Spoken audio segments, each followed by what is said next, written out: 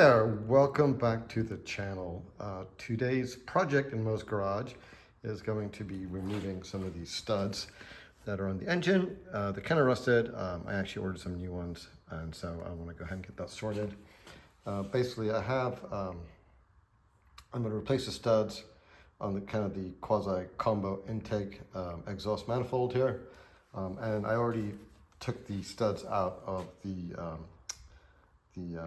thermostat housing. So I did a little research online, found this nifty little tool that you can use to really make life a lot easier. So basically it's a tool that kind of clamps down, and then you can just use it either using a ratchet or using a wrench to get the stud out. So I tried the old method of grabbing two nuts, tightening them together, and really wasn't having much success. So figured I'd try something different. So yeah, I did try it. It works really well. Let me show you how it's going to work on the combo exhaust intake manifold. So hang on tight, we'll get it set up and check it out. So basically what you have here is a device. As you rotate this counterclockwise, as you vacuum something out, it actually tightens these drawers that are in here. And so it provides a good firm clamp on the stud you're trying to remove. Now, it does require a fairly large wrench. So I have a pair of an adjustable wrench to get to that. And you can actually use either a wrench or a socket driver for that. So anyway, so basically you put it on the stud, get it kind of close, and so make sure you turn it in the right direction, so that way, so we want to know, we know it goes this way. And eventually it'll kind of get a little tight. And then at that point in time, I just grab the wrench to hold it in place, and then start turning this side. So I've got a good, nice, positive lock. I'll try not to block the view of the camera. And again, maybe using a ratchet might be a little bit easier. Using this wrench does give you a little bit more leverage than the ratchet. Oh, and this one is actually, funnily enough, already broken, so this didn't take a whole lot of effort. So as you can see, it came right off. Not a problem. Life is good. So what we'll do is we'll just back this off real quick, and we'll get the other one on real quick.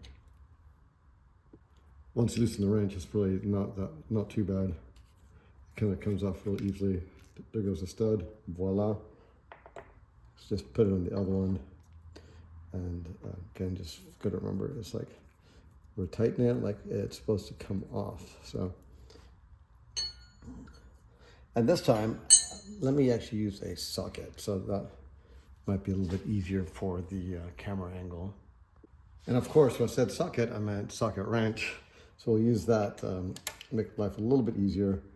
So now it's just a question of holding the big guy as we tighten it, going out. And once you get some form of decent tightness going on, you can start looking to see if it rotates yet. And right now we're rotating out. So that one is a done deal.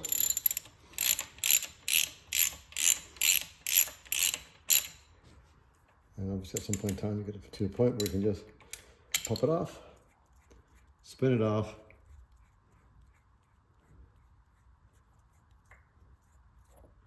again, voila.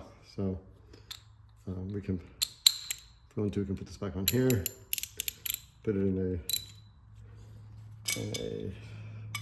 the opposite direction, and then basically once it cracks a little bit, and sometimes once it cracks, you're done.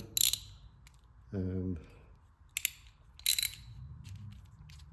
it feels counterintuitive because you basically are going the wrong direction, but yeah, and it pops out. Voila, life is good. So anyway, that's kind of what I wanted to show. Also, while we're here, we're going to take a quick look at do a little update of where the car's at right now. Hang tight. Okay, since our last update, I've still continued to work a little bit on the electrical. What has happened here now is I'm getting more stuff figured out and hooked up. I actually have the fuse box and the starter relay hooked up to the actual interior of the car. Took a little bit of doing. I think there's some kind of an insert that's supposed to go on that little bracket where they're installed for the screws to go in, but there wasn't. Getting the nuts behind that plate was a bit of a pain. Luckily I had some pictures to go by, and the good news, I was able to figure out that those cables get actually routed underneath the starter solenoid, so that's pretty good too. That also kind of starts locking the cable in place insofar as where it's at. So still got a few things to do, kind of get it sorted. So, so from an electrical standpoint, we're kind of getting there. So, and I also have to convert the terminals. The white wires are for the ignition coil, and they have a spade terminal and an ignition coil. The one I chose actually has a little circular one, so I have to get those swapped out. So that's kind of where we're at inside the bonnet. I did get a chance to just put a little bit of paint on the steering column. It was looking pretty nasty actually, and then also painted down here. The steering column was pretty well, a nice color of rust. So really next steps in here, I'm going to basically put the heater back in, put the cover over the front end of the brake and clutch master cylinder. So that's where we stand on the outside of the car. On the inside of the car, it's still a bit of a mess. One thing I did get a chance to do, I ended up putting a new turn signal in there, and also a new wiper blade mechanism. Bad angle, sorry about that, guys.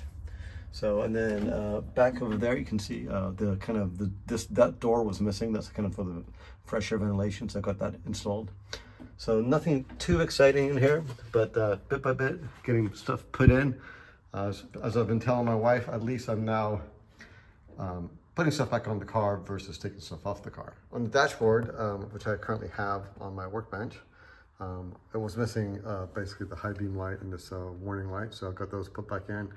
I also have put a rheostat in here, so, and I am missing my temperature control knobs over here, but I have the actual mechanism coming on the way. The previous owner had basically left the knobs but took the mechanism out and ended up putting some kind of like a weird bolt thing. So anyway, yeah, so that's looking good also. So anyhow, still a little bit more to do. One big thing is getting the engine ready. Restoring the engine is going to be basically painting a couple of these areas where the previous owner had literally painted over dirt. So anyhow, I got that cleaned up and getting ready to paint. Really the same issue on the other side where they had done a bit of the same thing. And I'm also getting these two side covers cleaned up. They were pretty awful. So I do have some POR15 enamel that's this color for the MGB. So we'll get that painted on there. And then pronto quickly, we're gonna get the engine back in the car. I'm tired of tripping over it. So, once I put the engine back in the car, that'll let me do a bunch more work, because right now I'm a little limited as to what I can start doing. I don't want to start putting a bunch of stuff back on the engine that is going to get in the way when we do the reinstall. So anyway, that's the update. So hopefully you enjoyed this quick little episode. If you did, please give me a big thumbs up. If you haven't subscribed already, please do so. Every one of you guys count, and I definitely appreciate you guys taking the time to watch my channel. Bye-bye for now. If you like this video, hit subscribe and give us a big like down below. Thanks for watching.